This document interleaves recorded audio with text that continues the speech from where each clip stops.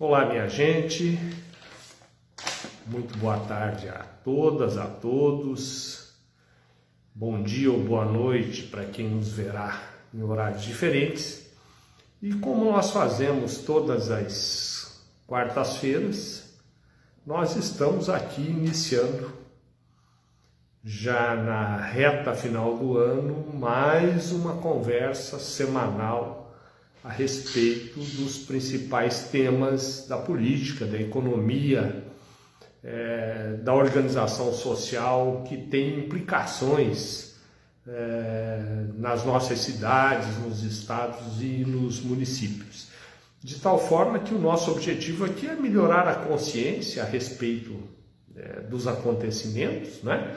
E então toda a troca de dados, de opiniões que nós fazemos aqui é sempre muito bem-vinda, né? É sempre muito bom a interação de vocês. Antes de entrar na pauta propriamente dita, nós vamos reforçar aqui o apelo para que vocês, se puderem, compartilhem no Facebook, que vocês curtam os nossos canais lá no YouTube, no Instagram, que ajudem a espalhar as boas ideias, que confiram as informações que nós trazemos aqui também, com outras fontes, né?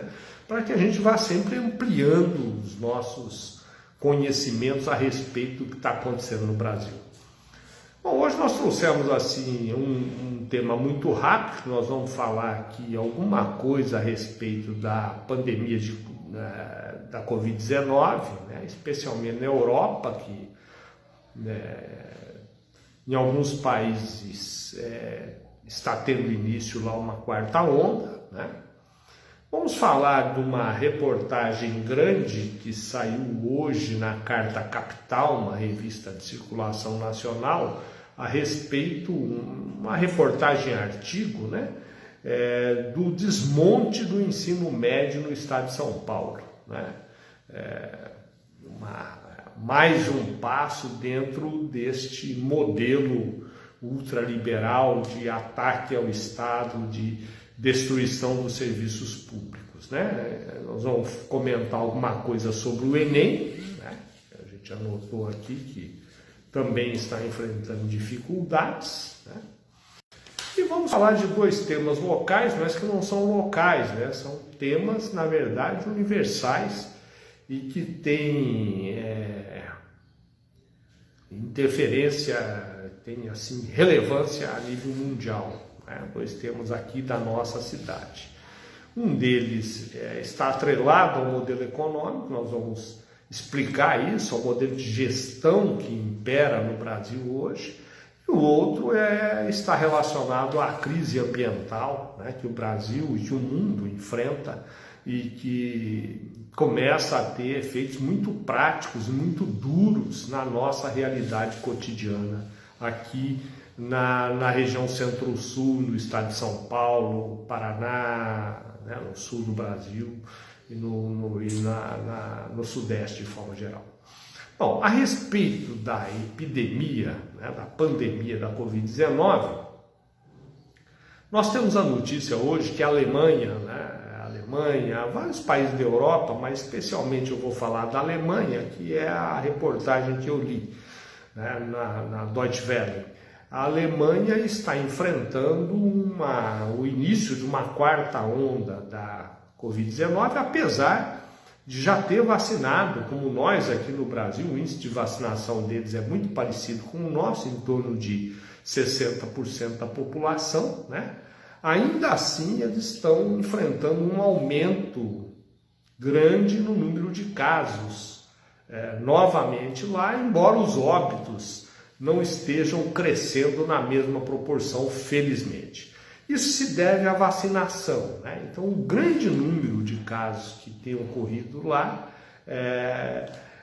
a ampla maioria são de pessoas não vacinadas, esses 40% que ainda não foram vacinados. E como também alguns vacinados acabam contraindo a doença, o índice de mortalidade diminui, né? Ou parcialmente vacinados. Então é uma coisa que serve para alertar a gente aqui no Brasil, que nós estamos imaginando que a epidemia está absolutamente controlada. Isso não é verdade. Nós estamos numa situação muito melhor, os casos são decrescentes, a vacinação avança, não é? O governo anunciou recentemente que haverá uma dose de reforço para toda a população, que é muito bom, né? Quanto mais cedo isso vier, melhor. Porque a diferença que tem entre o que está acontecendo na Alemanha conosco é que lá eles estão entrando no inverno, estão se aproximando do inverno. E nós aqui, ao contrário, caminhamos para o verão, né? Então, lá os governadores hoje, inclusive, estão reunidos, né, com o presidente para definir estratégias para enfrentar essa nova onda.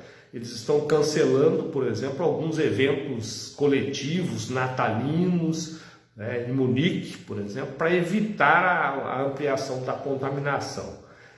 Até onde foi divulgado, eles vão ampliar o uso de máscaras, né, obrigar mesmo o uso de máscara, voltar a obrigar, e vão também exigir a comprovação das condições de imunização adequadas para que as pessoas possam frequentar ambientes coletivos, né?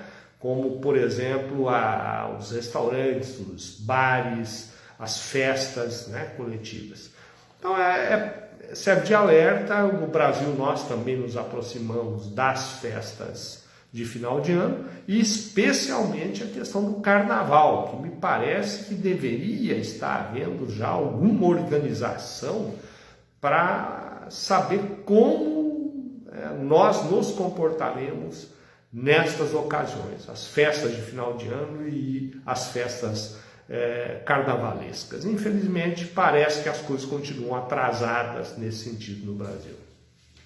Segundo assunto é a reportagem na Carta Capital, que trata das mudanças que o Estado de São Paulo está fazendo no que se refere ao ensino médio, que vão criar modificações, segundo o articulista, que vão dificultar o acesso de muitos estudantes a disciplinas, porque as disciplinas passam a ser escolhidas no modelo adotado na dependência daquele grupo de alunos.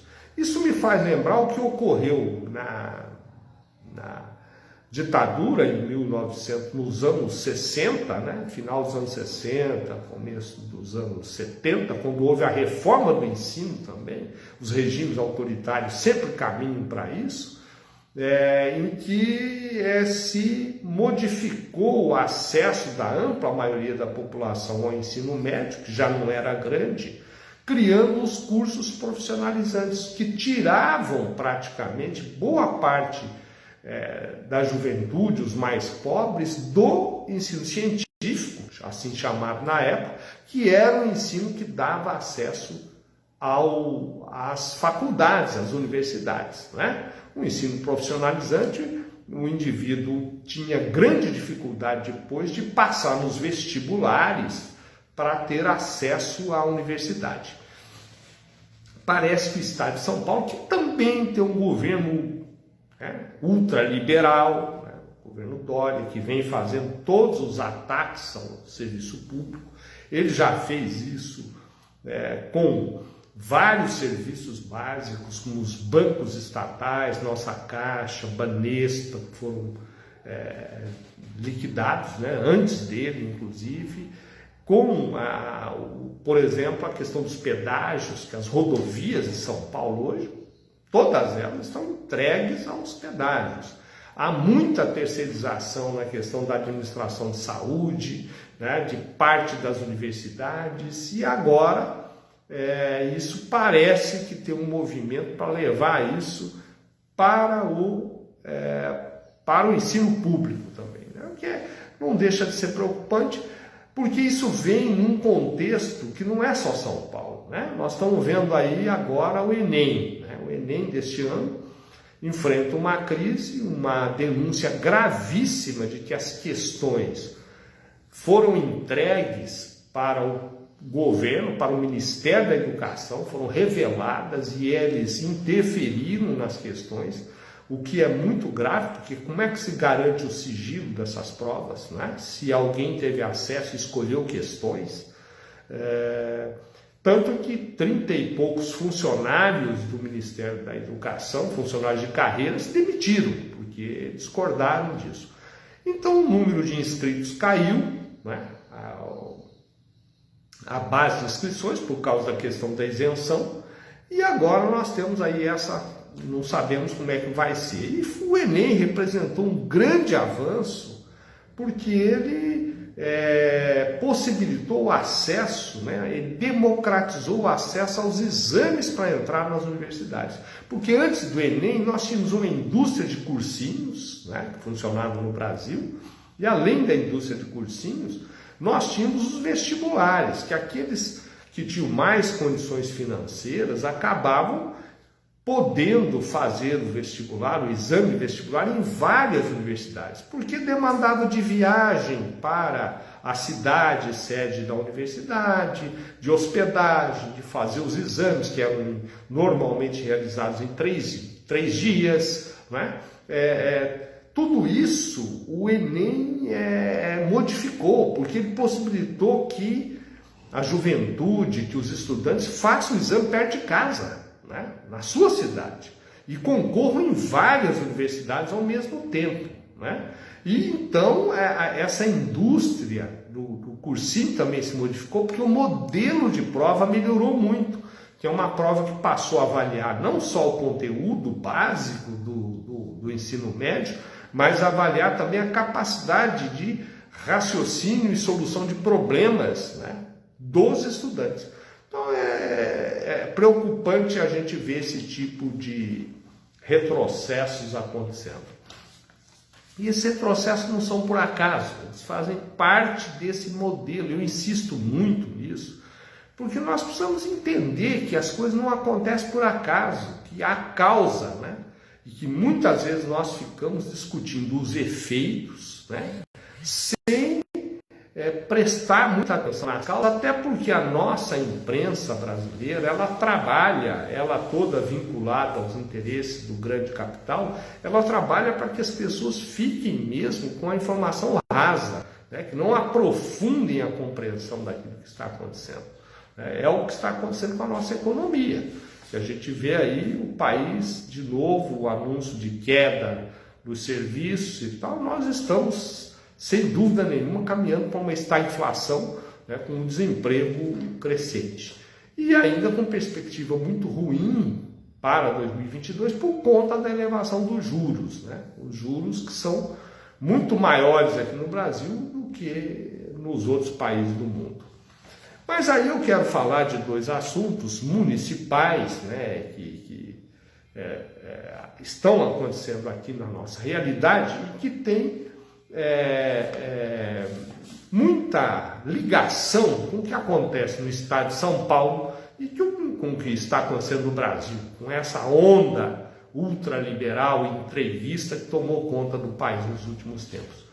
Um deles é o número de cargos de livre provimento, de livre nomeação na Prefeitura de Ourinhos.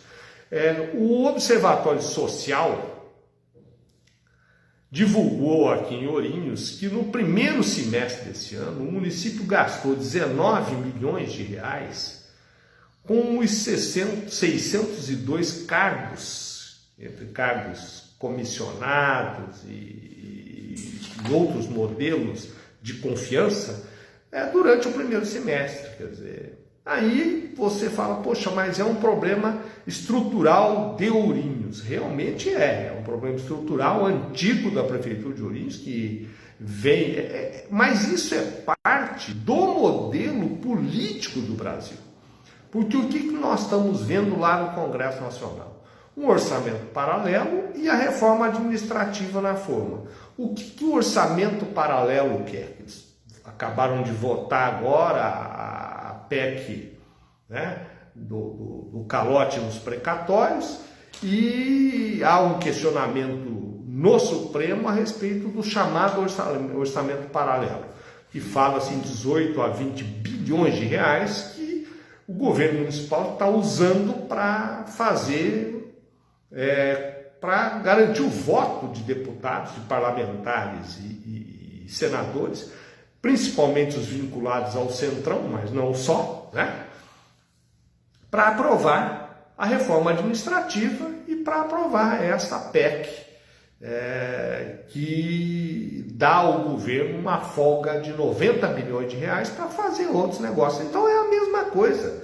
Quando você quer aprovar a reforma administrativa a nível federal e a nível do Estado de São Paulo, como eles já fizeram, estão fazendo, penaliza o servidor público, reduz as condições de trabalho e os proventos, né, desse funcionalismo, para criar as terceirizações e aumentar o número de cargos de confiança. Que aí sim é que está a grande farra com o recurso público no Brasil.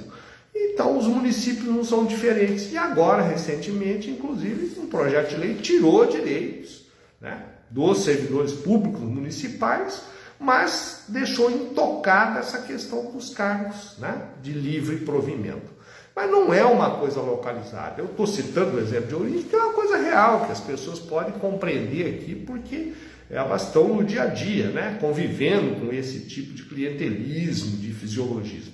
Mas isso está acontecendo também em outros municípios, nos estados, né, aqui no estado de São Paulo, que eu conheço bem a realidade, e isso tem a conivência da maioria das câmaras de vereadores, das assembleias legislativas e do Parlamento Nacional, né? Na Câmara dos Deputados e do Senado. Por quê? Porque lá a maioria dos deputados são deputados comprometidos, como aqui, como nos estados, comprometidos com os interesses particulares ou próprios, ou de grupos econômicos que representam, em detrimento dos interesses da população. E nós temos que compreender isso porque somos nós, né, a nossa sociedade, que elege esses deputados que depois, e eles vão, agora estão com muitas emendas parlamentares, vão aí fazer de contas que são bonzinhos, que estão trazendo recursos para os municípios.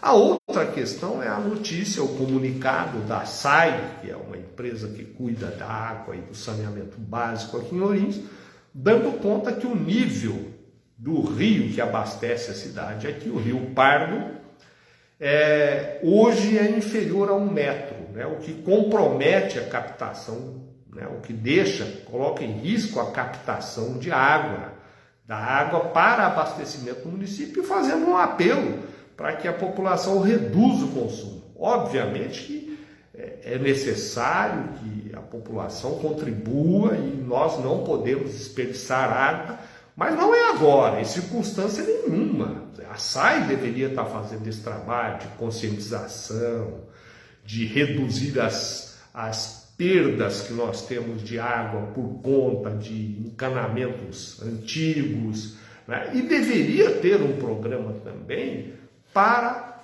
recuperação de nascentes, reflorestamento das margens do rio, e deveria inclusive estar se articulando com municípios que estão na cabeceira do Rio Pardo, né, que são municípios que também têm que fazer essas mudanças ambientais para preservar a água do rio. E nenhuma palavra sobre isso, quer dizer, parece que é uma fatalidade. Não é uma fatalidade. A crise climática que afeta o Centro-Sul, com seca, estiagem, não é só Ourinhos que tem problema de abastecimento, Bauru está na mesma situação, Chavantes aqui próximo, né? Outras cidades, Rio Preto, outras cidades do sul do Brasil, como Curitiba, têm enfrentado essa situação, né? Por quê? Porque não se fez planejamento e porque o desmatamento da Amazônia, que infelizmente o presidente foi lá para Dubai, uma grande comitiva de amigos, alguns que nem participam do governo, como o ex-senador Magno Malta, né, que está lá passeando, como o juiz, um desembargador do Rio de Janeiro, que está na comitiva. Eu não sei o que ele foi fazer nessa comitiva, né, porque ele nem pertence ao poder executivo, e parlamentar, um vereador de Minas Gerais, gastando um dinheiro numa cidade caríssima, que é Dubai e tal, para fazer lá os negócios com a privatização da Petrobras, que a única coisa que pode sair dali é convencer os sheiks lá, os donos do dinheiro, um regime onde os petrodólares, né, um termo antigo, né, as pessoas têm muito dinheiro, muito pouca gente, é uma renda muito concentrada também, que elas têm dinheiro para investir nos fundos aqui no Brasil para comprar as estatais brasileiras, aquilo que está sendo privatizado, e possibilitar os negócios que atendem os interesses dos grandes grupos econômicos que hoje estão comandando o país. Então é isso, né? Enquanto aí o presidente vai lá e diz, né, publicamente, que o desmatamento da Amazônia não existe, que desde 1500 a floresta está intocada, porque a floresta é úmida e não pega fogo. Isso é um absurdo. Ninguém vai acreditar nisso, até porque hoje as informações estão aí e nós estamos aqui sofrendo as consequências do desmatamento da Amazônia, que reduz a evaporação e, portanto, os rios aéreos que possibilitam as chuvas aqui no Centro-Sul. Além do que, no nosso caso específico aqui do Rio Pardo, nós temos as obras das pequenas centrais elétricas, né, das PCEs, aí, que foram feitas na cabeceira do rio e que represaram a água, né, mudando o fluxo do rio, além do desmatamento, do assoreamento das nascentes, da mata ciliar, e de não ter um programa do Estado de São Paulo. Não se espera nada, porque é um Estado neoliberal que está preocupado em fazer os negócios com as terceirizações e os pedágios. O meio ambiente para eles não existe, né, para esses últimos governos do Estado de São Paulo. Sempre em segundo plano. E as regiões também, as associações de municípios e tal, que poderiam ter uma atuação nesse sentido, praticamente não atuam. Então, nós estamos aí pagando o preço, né? E tomara que agora as pessoas comecem a discutir isso, né? E mobilizar as câmaras de vereadores. Tem um parlamento regional aqui na nossa região agora, o que é muito bom, para levar essas demandas e para a gente compreender que nós precisamos nos organizar para atuar localmente na questão do meio ambiente, né? E também nós temos que estar mobilizados para eleger parlamentares, governadores, deputados estaduais, deputados federais e senadores comprometidos com essa questão ambiental, com essa questão da preservação da água, do solo, da distribuição da riqueza nacional, da mudança do modelo econômico para um modelo de economia verde, né, em que haja investimentos fortes na economia sustentável, para a agricultura familiar, né, a demarcação de terras e a preservação dos direitos dos povos originários, dos indígenas, dos quilombolas, porque eles são os grandes preservadores da natureza que a gente tem no Brasil. Então nós precisamos discutir isso seriamente, porque nós estamos sentindo na pele, né? Podemos ficar nessa coisa rasa de dizer, mas agora é a seca, nós fechamos a torneira e resolve o problema. Não. Nós teremos mais problemas no futuro, inclusive, né? Com outras questões como o ar, as tempestades de poeira, a poluição do ar, né, a questão dos agrotóxicos, que estão sendo, há denúncias muito graves de que alguns setores, né, do desmatamento, interessados no desmatamento lá na Amazônia, estão usando desfoliantes, né, defensivos agrícolas, para acelerar o desfolhamento da floresta, para depois facilitar os incêndios e aí fazer a ocupação, a grilagem dessas terras públicas. Bom, pessoal, era isso que eu queria trazer para vocês hoje. Eu espero ter trazido aqui o entendimento de que as coisas estão interligadas. Aquilo que acontece nos municípios não é diferente daquilo que acontece no Estado, daquilo que acontece no governo federal. É parte de um projeto, né? E que nós precisamos mudar esse projeto por todos os modos que pudermos mudar, né? Pela base dos municípios, nos governos dos estados, porque nem se fala das assembleias, né? E tudo que o governador manda lá é aprovado a toque de caixa, né? Tem maioria, como a maioria das câmaras de vereadores. Então é isso. Eu quero agradecer demais a presença de todos, de todas aqui. Dizer que na próxima quarta nós estaremos de volta, né?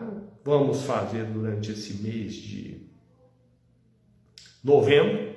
Dezembro nós vamos tirar umas merecidas férias e vamos então deixaremos de fazer as lives durante o mês. Depois eu passo as datas diferentes para você, certinho para vocês.